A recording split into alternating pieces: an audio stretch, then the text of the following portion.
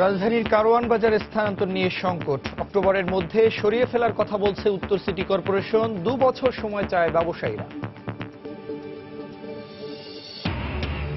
Visa জটিলতায় যাত্রী না থাকায় আজও দিনের প্রথম হজ ফ্লাইট বাতিল। এ নিয়ে বাতিল হলো 16টি ফ্লাইট। চরম ভোগান্তিতে যাত্রীরা। ঢাকা টাঙ্গাইল মহাসড়কের 40 কিলোমিটার জুড়ে খানাখন্দ। ঘটছে দুর্ঘটনা, ধীর গতিতে সৃষ্টি হচ্ছে যানজট। রাজশাহীতে সিএনজি ফিলিং স্টেশনের বিরুদ্ধে জালিয়াতির অভিযোগ। গ্যাস না দিয়ে হাতিয়ে নিচ্ছে টাকা, যান্ত্রিক ত্রুটির অজুহাত কর্তৃপক্ষের।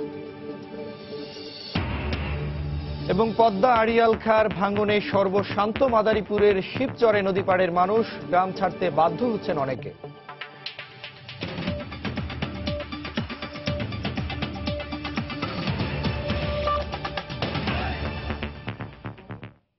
সময় সংবাদের সঙ্গে আছি আমি জুনায়েদ আল হাবিব। রাজধানীর কারওয়ান বাজার স্থানান্তরের সময়সীমা নিয়ে বিপরীতমুখী অবস্থানে ব্যবসায়ী ও ঢাকা উত্তর সিটি কর্পোরেশন।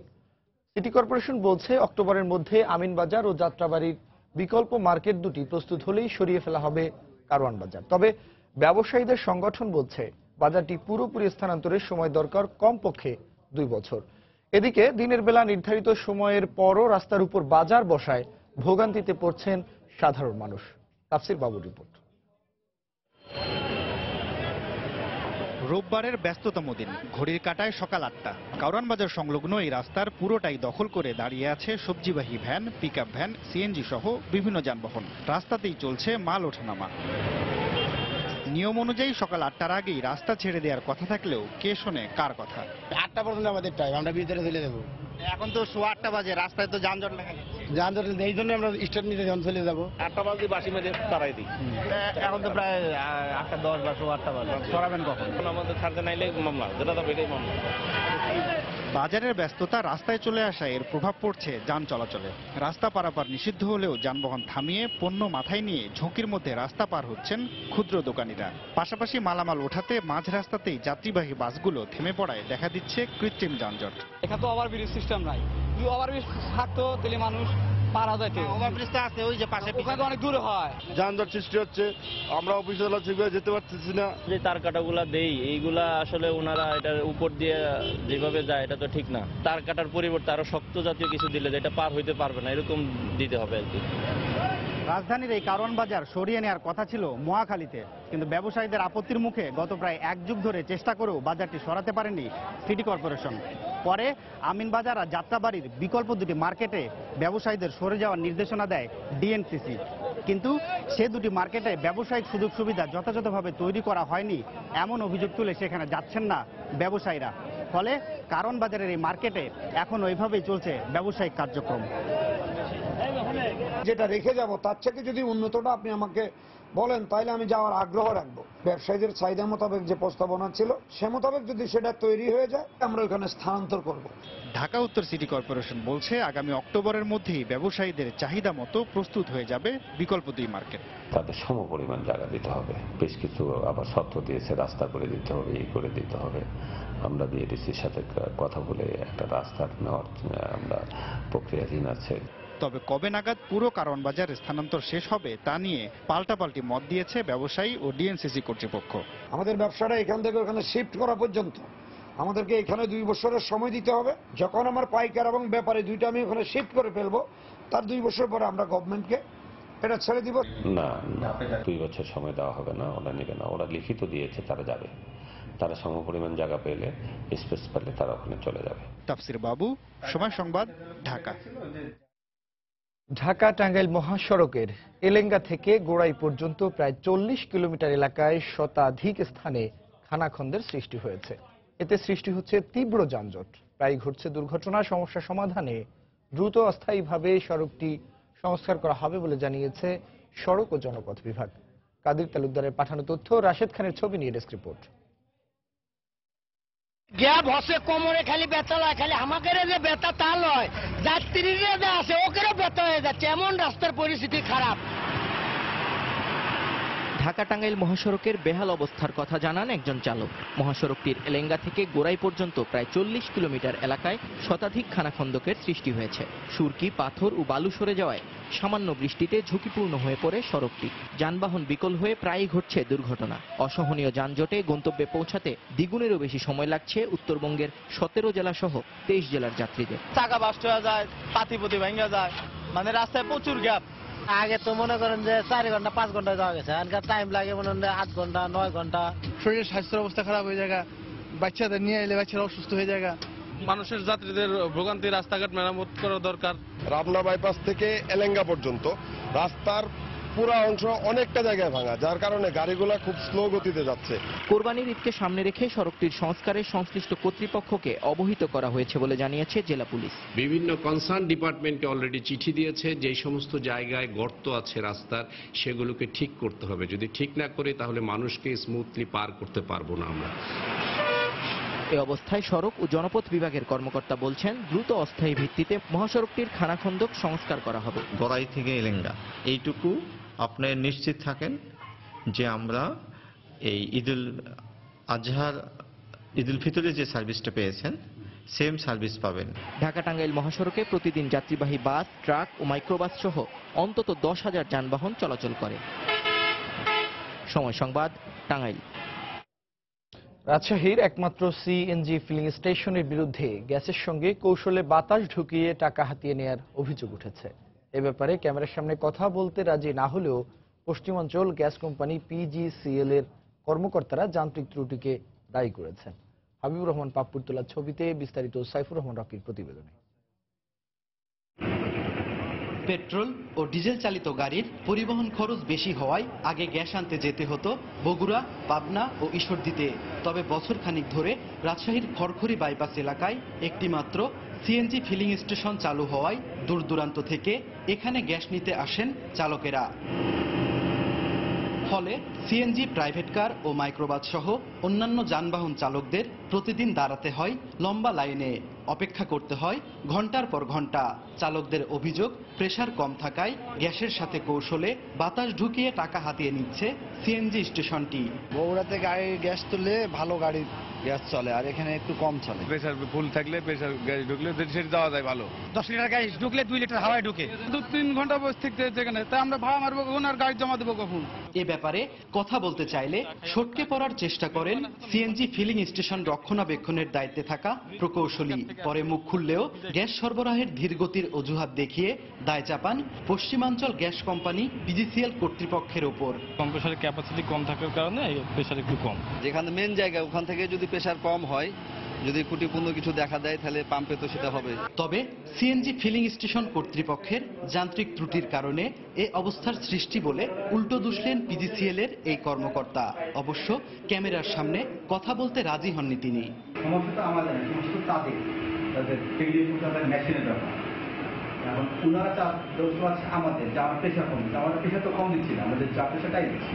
জাতীয় ভোক্তা সংরক্ষণ অধিদপ্তরের কর্মকর্তা গ্রাহকদের প্রতারিত করা হচ্ছে এমন অভিযোগ পেলে প্রয়োজনীয় ব্যবস্থা নেয়ার আশ্বাস দেন। গ্যাস বলেন বা আপনার জ্বালানির মধ্যে ডিজেল আছে, অকটেন আছে, পেট্রোল আছে, সব ক্ষেত্রেই যদি কম দেওয়া হয় তাহলে সেক্ষেত্রে কোনো ভোক্তা যদি আমাদেরকে অভিযোগ করে অবশ্যই আমরা এটা কার্যকরী ব্যবস্থা নেব। প্রতিদিন রাত 9টা থেকে বিকেল 5টা পর্যন্ত খোলা থাকা এই সিএনজি ফিলিং স্টেশনে গ্যাস নিচ্ছে 1000-এরও বেশি গাড়ি।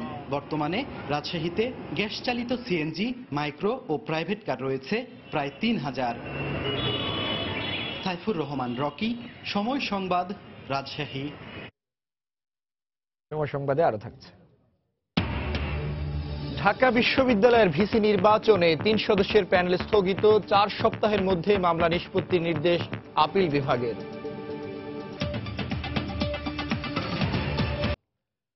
প্রধানমন্ত্রীর সঙ্গে সাক্ষাৎ করেছেন ওআইসির মহাসচিব ইউসেফ বিন আহমদ আল উসাইমিন। সকালে প্রধানমন্ত্রীর কার্যালয়ে যান ওআইসির মহাসচিব। এ সময় প্রধানমন্ত্রীর পররাষ্ট্র উপদেষ্টা গওহর রিজভী উপস্থিত ছিলেন। ওআইসির মহাসচিবের সঙ্গে আসা প্রতিনিধিরাও ওই বৈঠকে উপস্থিত ছিলেন।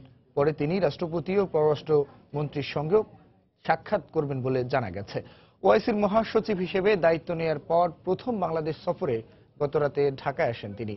4 দিনের সফরে আগামী বছর ঢাকায় পররাষ্ট্রমন্ত্রীদের ৪৫তম যে সম্মেলন হবে তার প্রস্তুতির বিষয়েও কথা বলবেন তিনি। সফরকালে তিনি কক্সবাজারের কুতুপালংয়ের রোহিঙ্গা শরণার্থী শিবিরে পরিদর্শনে যাওয়ারও কথা রয়েছে।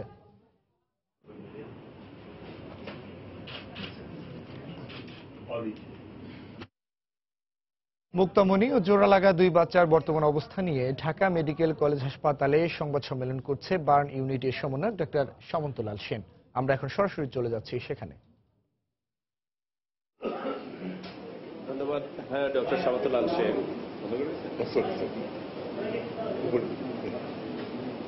ধন্যবাদ ডক্টর সামন্তলাল সেন। উপস্থিত অধ্যাপকবৃন্দ এবং চিকিৎসকবৃন্দ সহ প্রিন্ট এবং ইলেকট্রনিক মিডিয়ার সাংবাদিক ভাইয়েরা, আসসালামু আলাইকুম। সবাইকে জানাচ্ছি আন্তরিক শুভেচ্ছা। যেমনটা শুনছিলেন যে মুক্তামণির ব্যাপারে সর্বোচ্চ পর্যায়ে অত্যন্ত আন্তরিকতার সাথে তিনি নজরদারি করছেন, আমাদের খোঁজখবর নিচ্ছেন এবং চিকিৎসার ব্যাপারে অত্যন্ত যা কিছু সম্ভব সবকিছুই করার জন্য আমাদেরকে বলেছেন। বিদেশে নেওয়ার জন্য চিন্তা করা হয়েছিল, কিন্তু যেহেতু লাভ হবে না বা তেমন কিছু তাদের কাছে পজিটিভ কিছু পাওয়া যায় না, আমাদের কাছে নির্দেশ এসেছে আমাদের সাধ্য অনুযায়ী আমরা যা কিছু সম্ভব সেটা করব। আমি হাসপাতালের পরিচালক হিসেবে এতটুকু আপনাদেরকে আশ্বস্ত করতে চাই যে আমাদের যে টিম, যে চিকিৎসকবৃন্দ এখানে চিকিৎসা করছেন তারা অত্যন্ত দক্ষ। তারা তাদের অনেক অসাধ্য আগে কাজ করেছেন, অনেক ভালো কাজ করেছেন। এখন রিসেন্টলি জানেন তোফা তোফরার সেপারেশন হলো, তাদেরকে আমরা আলাদা করতে পেরেছি। এই বেবিটার ব্যাপারে, এই শিশুটার ব্যাপারেও আমরা আশাবাদী যে তাকে একটা ভালো একটা জায়গায় নিয়ে যেতে পারবো। অপারেশনে আমরা চেষ্টা করবো তাদের হাতে। কালকে একটু আগে শুনছিলেন, গতকাল আমরা একটা মেডিকেল বোর্ড অনুষ্ঠিত হয়েছে। দর্শক, মুক্তামণি যে জোড়া লাগা দুটি বাচ্চা ছিল তাদেরকে আলাদা করা হয়েছে এবং সে বিষয়ে সবশেষ পরিস্থিতি জানাতে কথা বলছিলেন ঢাকা মেডিকেল কলেজ হাসপাতালের পরিচালক ব্রিগেডিয়ার জেনারেল মিজানুর রহমান। এবার হজ যাত্রার খবর। ভিসা জটিলতায় যাত্রী না থাকায় হজ যাত্রার 11তম দিনে আজ প্রথম ফ্লাইট বাতিল করা হয়েছে। আজ আরও 4টি ফ্লাইট ছেড়ে যাওয়ার কথা রয়েছে। গত কয়েকদিনে বাংলাদেশ বিমানের 12টি ও সৌদি এয়ারের 3টি সহ মোট 15টি ফ্লাইট বাতিল হয়েছে। এতে হজ যাত্রায় নিয়ে বিড়ম্বনার পাশাপাশি অনিশ্চয়তার মুখে পড়েছে অনেক যাত্রী। এমন বিড়ম্বনায় ক্ষোভ প্রকাশ করেন রাজধানীর আশকোনা হজ ক্যাম্পে আসা যাত্রীরা। সকাল 8:55 বাতিল হওয়া ফ্লাইটে 419 জন যাত্রীর যাওয়ার কথা ছিল। বাতিল হওয়া প্রথম ফ্লাইট ছাড়া ঢাকা থেকে আজ মোট 3টি ফ্লাইট ও চট্টগ্রাম থেকে 1টি ফ্লাইট ছেড়ে যাওয়ার কথা রয়েছে। এবছর 1,27,198 জন হজযাত্রীর মধ্যে ভিসা পেয়েছেন মাত্র 46,792 জন। এর মধ্যে গত কয়েকদিনে সৌদি আরবে পৌঁছেছেন 29,829 জন। 20 তারিখে ডেট দেওয়ার কথা ছিল, সে ডেট দিতে আসে না, সে চলে গেছে গা। আমি এবং তো অস্থায়ী আছি, সে ফোনই ধরে না। যে ভিসার সমস্যাটা হয়েছে, এটা যেন সরকার তড়িৎ গতিতে এটা সমাধান করে দেয়। দর্শক, হজ ফ্লাইট এবং হজযাত্রীদের সবশেষ পরিস্থিতি জানাতে রাজধানীর আশকোনায় হজ ক্যাম্পে আছেন সহকর্মী হাবিবুল ইসলাম হাবিব। সরাসরি চলে যাচ্ছি তার কাছে। হাবিব। জুনায়েদ, এই মুহূর্তে হজ ক্যাম্পের যে অবস্থা অনেকটাই চিত্র পাল্টে গেছে। বিগত কয়েকদিন থেকে আপনি জানেন যে একের পর এক ফ্লাইট বাতিল হওয়ার কারণে কিন্তু এই হজ যাত্রীদের যে যাওয়ার যে উৎসাহ উদ্দীপনা সেটি কিন্তু অনেকটাই মন্থর হয়ে গিয়েছিল। কিন্তু আজকে হজ মন্ত্রণালয় এবং হজ ক্যাম্পের পক্ষ থেকে আমাদেরকে যেটি জানানো হয়েছে যে সকালবেলা আপনি জানেন যে একটি ফ্লাইট বাতিল করা হয়েছিল, কিন্তু বাকি যে আরও 4টি ফ্লাইট যাবে সেই 4টির কোনোটি বাতিল হওয়ার কোনো সম্ভাবনা নেই, এমনটি তারা আমাদেরকে জানিয়েছেন। যার কারণে আপনি দেখতে পাবেন প্রচুর সংখ্যক হজ যাত্রী কিন্তু আজকে এই হজ ক্যাম্পে এসে পৌঁছেছেন এবং এই এক একটা ফ্লাইটে 419 জন করে হজ যাত্রীর ধারণ ক্ষমতা থাকে। সুতরাং আপনি যদি সংক্ষেপে বলি তাহলে 1600 অন্তত 2000-এর কাছাকাছি হজ যাত্রী আজকে যেতে পারবে সৌদির উদ্দেশ্যে, জেদ্দার উদ্দেশ্যে। এবং সেই উৎসাহ উদ্দীপনা নিয়েই কিন্তু তাদের পরিবার পরিজন এবং সবাই তারা এখানে অপেক্ষা করছেন। এবং আজকে দিনের প্রথম যে ফ্লাইটটি আপনি জানেন যে 12:25 অর্থাৎ এখন থেকে আর 15-20 মিনিট পরেই কিন্তু সেই ফ্লাইটটি ছেড়ে যাবে। আর এর পরবর্তী যে ফ্লাইটটি রয়েছে 4:35 সেটিও নির্ধারিত সময় ছেড়ে যাবে, এমনটি কথা হয়েছে একটু আগে। এই হজ ক্যাম্পের পরিচালক মোহাম্মদ সাইফুল ইসলাম তিনি আমাদেরকে সাংবাদিকদের সঙ্গে কথা বলেছেন। তিনি আমাদের বেশ কিছু নতুন তথ্য দিয়েছেন। তিনি জানিয়েছেন যে এখন পর্যন্ত আজ পর্যন্ত 52,600 ভিসা ইতোমধ্যে কার্যক্রম সম্পন্ন করে সেই ভিসা সংশ্লিষ্ট এজেন্সির কাছে পৌঁছে দেওয়া হয়েছে। এছাড়া আজকে আরও 4552টি ভিসার আবেদন সৌদি দূতাবাসে পৌঁছানো হবে। তো তারা আশা করছেন যে মোটামুটি 4500 ভিসাও তারা পেয়ে যাবেন। আর যে জটিলতার কথা বারবার বলা হচ্ছে যে হজ এজেন্সিগুলো যে সৌদি কর্তৃপক্ষের চাপিয়ে দেওয়া আরও যে 2000 রিয়াল দাবি করছেন, সেই বিষয়ে তারা একটি সৌদি কর্তৃপক্ষের সাথে আমাদের বাংলাদেশের যে হজ কাউন্সিলর সৌদি আরবে রয়েছেন তারা কথা বলেছেন এবং সেই সিদ্ধান্ত হয়তোবা আজকের মধ্যেই একটা ফয়সালা হবে, এমনটি জানিয়েছেন হজ ক্যাম্পের পরিচালক। তো জুনায়েদ, হজ ক্যাম্পের সর্বশেষ চিত্রটা এমন ছিল আর কি। দর্শক, এবছর 1,27,198 জন হজযাত্রী হজে যাওয়ার কথা রয়েছে, যার মধ্যে এখন পর্যন্ত ভিসা পেয়েছেন মাত্র 46,792 জন। বাকিদের ভিসা না পাওয়ায় প্রতিদিনই সৃষ্টি হচ্ছে জটিলতা, বাতিল হচ্ছে ফ্লাইট। সে বিষয়ে খবর জানাতে, সব শেষ পরিস্থিতি জানাতে আশকোনা থেকে যোগ দিয়েছিলেন সহকর্মী হাবিবুল ইসলাম হাবিব। হজযাত্রীদের নির্বিঘ্নে সৌদি আরবে পৌঁছানোর জন্য বিমানের আরও 20টি অতিরিক্ত ফ্লাইটের ব্যবস্থা করা হচ্ছে বলে জানিয়েছেন ধর্মমন্ত্রী অধ্যক্ষ মতিউর রহমান। সকালে সচিবালয়ে হজ ব্যবস্থাপনার সামগ্রিক কার্যক্রম সম্পর্কে জানাতে আয়োজিত এক ব্রিফিংয়ে তিনি একথা বলেন। এ সময় তিনি আরো বলেন, এবারের ব্যবস্থাপনায় সৌদি কর্তৃপক্ষের সাথে সার্বক্ষণিক যোগাযোগের ব্যবস্থা রাখা হয়েছে। ইতিমধ্যে বিমানের 13টি ফ্লাইট বাতিল হয়েছে। আমরা বেসামরিক বিমান পরিবহন ও পর্যটন মন্ত্রণালয়ের সাথে সার্বক্ষণিক যোগাযোগ অব্যাহত রাখছি এবং হজযাত্রীদের নির্বিঘ্নে সৌদি আরব পৌঁছার লক্ষ্যে বিমানের আরো 20টি অতিরিক্ত ফ্লাইটের ব্যবস্থা গ্রহণের জন্য অনুরোধ জানিয়েছি। ঢাকা বিশ্ববিদ্যালয়ের উপাচার্য নির্বাচনে মনোনীত 3 সদস্যের প্যানেলের কার্যক্রম স্থগিত করেছেন আপিল বিভাগ। ফলে বর্তমান ভিসির পদে থাকতে আর কোনো বাধা নেই। প্রধান বিচারপতি এস কে সিনহার নেতৃত্বে আপিল বিভাগের 3 সদস্যের বেঞ্চ এ আদেশ দেন। একই সঙ্গে উপাচার্য নির্বাচনের উদ্দেশ্যে সিনেটের বিশেষ সভা আহ্বানের বৈধতা চ্যালেঞ্জ করে করা রিট 4 সপ্তাহের মধ্যে নিষ্পত্তির নির্দেশ দিয়েছেন আদালত। রিট নিষ্পত্তি না হওয়া পর্যন্ত ঢাকা বিশ্ববিদ্যালয়ের বর্তমান উপাচার্য মশ আরেফিন সিদ্দিকীর দায়িত্ব পালনে কোনো বাধা নেই। ভিসি নির্বাচনে গত 29 জুলাই সিনেটের বিশেষ সভা অনুষ্ঠিত হয়। সভায় 3 জনের উপাচার্য প্যানেল নির্বাচন করা হয়।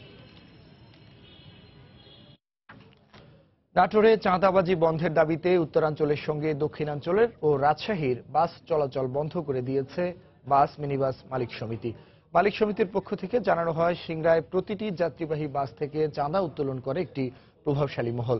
বিভিন্ন সময় অভিযোগ জানিয়েও এর থেকে রেহাই পাননি তারা, তাই বাধ্য হয়ে এ ধর্মঘটের ডাক দেওয়া হয়েছে। নাটোরের সঙ্গে একাত্মতা প্রকাশ করে বগুড়া ও রাজশাহী থেকেও বাস চলাচল বন্ধ রাখা হয়েছে। এতে চরম দুর্ভোগে পড়েছেন বিভিন্ন গন্তব্যের যাত্রীরা। সকালে অনেকে বাস স্ট্যান্ডে এসে বাস না পেয়ে জরুরি প্রয়োজনে কয়েক গুণ বেশি ভাড়া দিয়ে বিকল্প যানবাহনে গন্তব্যের উদ্দেশ্যে রওনা হয়েছেন।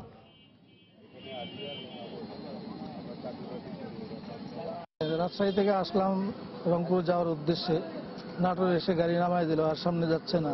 এখন তো দুর্ভোগে পড়ে গেছি আমরা। ছোট ছোট সিএনজি আছে যেগুলোতেই চেপে যেতে হবে কষ্ট করে, কি করার, এখন তো বিপদে পড়ে গেছে। সময় সংবাদে আরো থাকছে। প্রিমিয়ার ফুটবল লিগে হাই ভোল্টেজ ম্যাচে সন্ধ্যায় মুখোমুখি হবে মোহামেডান ও চট্টগ্রাম আবাহনী।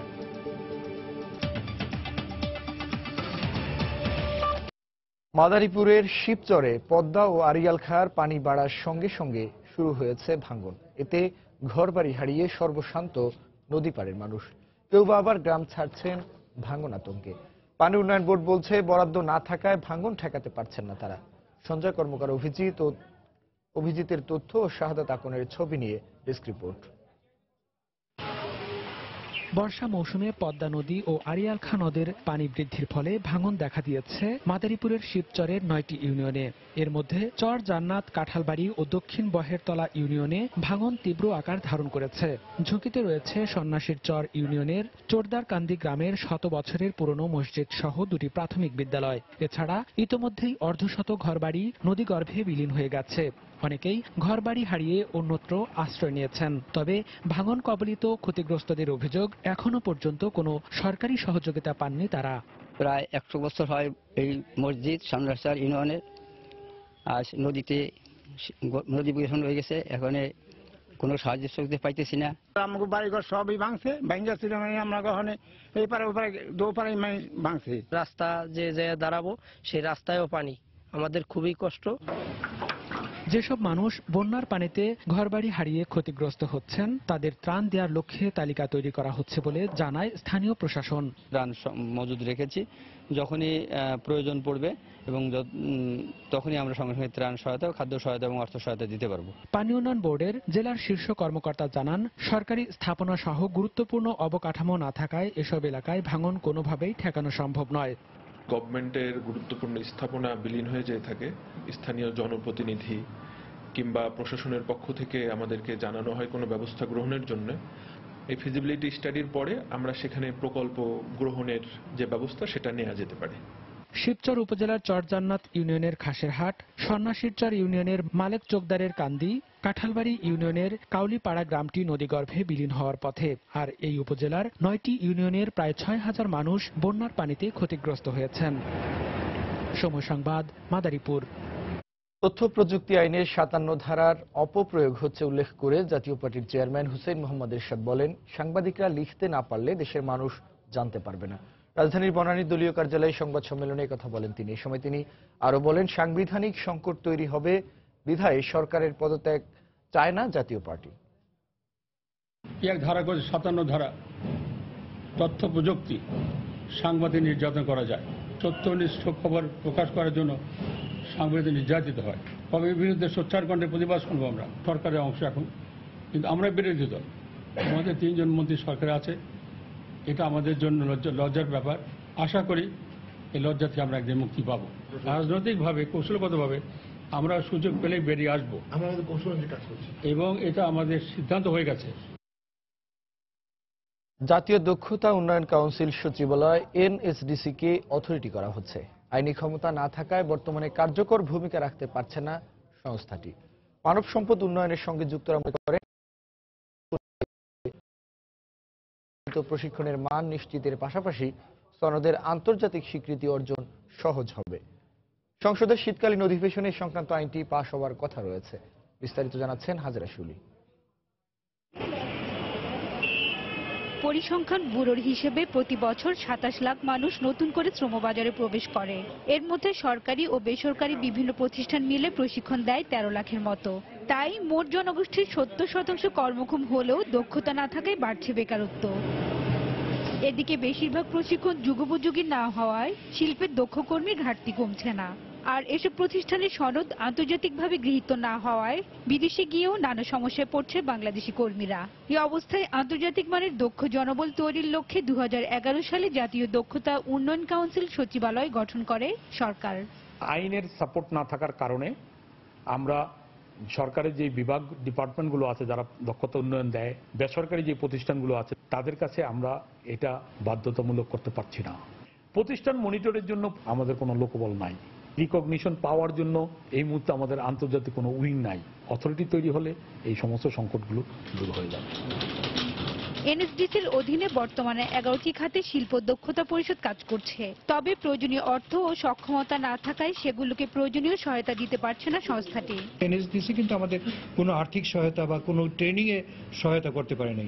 আমাদের দেশে এখনো একটা হিউম্যান রিসোর্স ফান্ড আছে, কিন্তু এনএসডিসি সেই ফান্ডের কিছুই ব্যবহার করতে পারে না, কিন্তু অথরিটি হলে সে ব্যবহার করতে পারবে।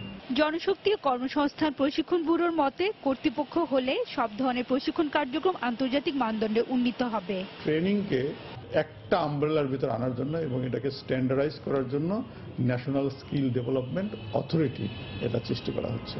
তাহলে এই ট্রেনিংয়ের মানদণ্ড এবং এটা আন্তর্জাতিক সনদায়নের ব্যাপারে এবং আমাদের যে স্কিল ডেভেলপমেন্ট পলিসি এগুলো বাস্তবায়ন করা সহজ হবে।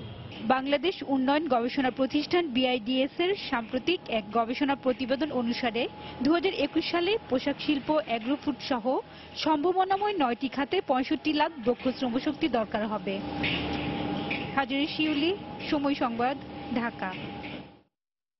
আসন্ন কোরবানির ঈদকে সামনে রেখে গরু লালন পালনে ব্যস্ত সময় পার করছেন নরসিংদীর খামারিরা। দেশীয় খাবার খাইয়ে পালন করা হচ্ছে এসব গরু। অবৈধ পথে গরু আনা না হলে লাভবান হওয়ার আশা করছেন তারা। ক্ষতিকর ওষুধ ব্যবহার বন্ধ ও গরুর সুস্থতা রক্ষায় নিয়মিত মনিটরিং এর কথা জানিয়েছে জেলা প্রাণী সম্পদ বিভাগ। আশিকুর রহমান পিয়ালের তথ্য ও ছবিতে ডেস্ক রিপোর্ট। অসাধু গরু ব্যবসায়ীরা কৃত্রিম উপায়ে গরু মোটাতাজা করলেও দেশীয় পদ্ধতিতে গরু মোটাতাজা করছেন নরসিংদীর খামারিরা। 6 থেকে 8 মাস আগে খামারিরা দেশের বিভিন্ন হাট ঘুরে গরু কিনে লালন পালন শুরু করেন। এসব গরু মোটাতাজা করা হচ্ছে দেশীয় খাবার খাইয়ে।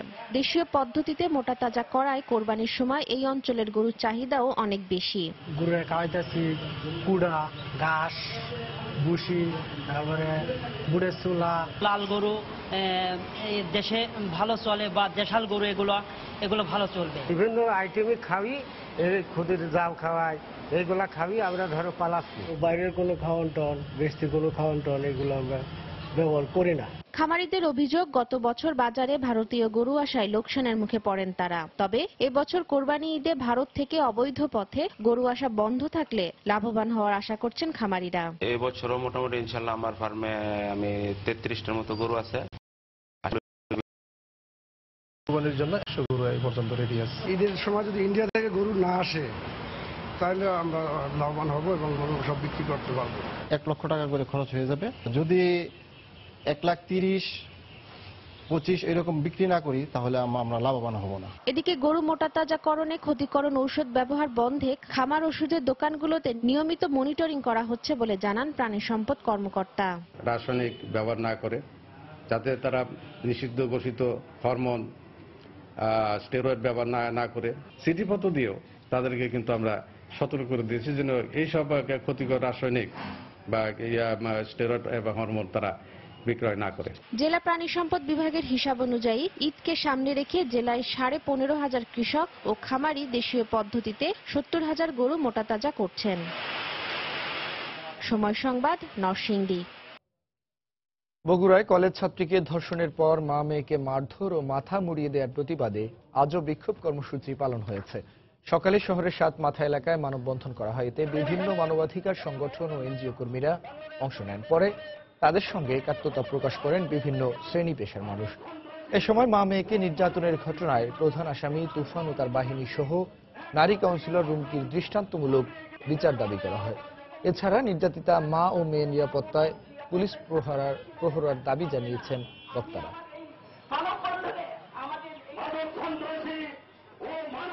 আমরা কোনো নারী, কোনো মা, কোনো স্ত্রী আর ঘরে নিরাপদ না। এই জন্য যারা আসামিদেরকে যে ধরা হয়েছে তারা যেন কোনো আইনের ফাঁক ফোকর দিয়ে বের হয়ে না যায়, তাদের দ্রুত আইনে বেঁধে যেন শাস্তি, দৃষ্টান্তমূলক শাস্তি হয়। মালয়েশিয়া অবস্থানরত যেসব বিদেশি শ্রমিকদের বায়োমেট্রিক পদ্ধতিতে আঙ্গুলের ছাপ নেওয়া হয়েছে কেবল তারাই স্বাস্থ্য পরীক্ষা করাতে পারবেন বলে জানিয়েছে দেশটির অভিবাসন বিভাগের মহাপরিচালক। গতকাল সংবাদ সম্মেলনে তিনি বলেন, দেশের সংক্রামক রোগ বিস্তার রোধের লক্ষ্যেই এটা করা হবে। স্বাস্থ্য পরীক্ষা যারা অনুত্তীর্ণ হবেন তাদের নিজ দেশে ফেরত পাঠানো হবে বলেও জানান তিনি।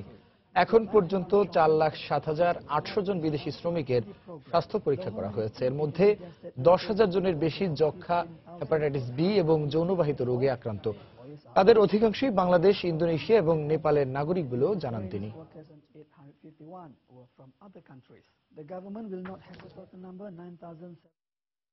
মালয়েশিয়া অবৈধ অভিবাসন বিরোধী চলমান অভিযানে বাংলাদেশি সহ আরো 49 জনকে আটক করেছে দেশটির ইমিগ্রেশন পুলিশ। বুধবার বিকেলে মালয়েশিয়ার একটি শপিং মলে অভিযান চালিয়ে 195 জনের কাগজপত্র পরীক্ষার পর বৈধ কাগজপত্র না থাকায় তাদের আটক করে পুলিশ।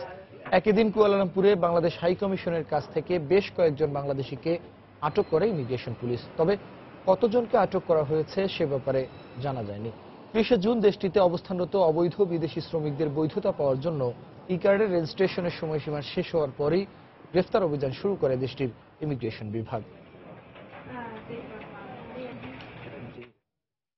খেলার খবর। অবশেষে দীর্ঘ নাটকীয়তার পর দ্বন্দ্ব মিটল ক্রিকেট অস্ট্রেলিয়া এবং অস্ট্রেলিয়া ক্রিকেটার্স অ্যাসোসিয়েশনের মধ্যে। বৃহস্পতিবার মেলবোর্নে বৈঠক শেষে চূড়ান্ত সিদ্ধান্ত এসেছে দুপক্ষে।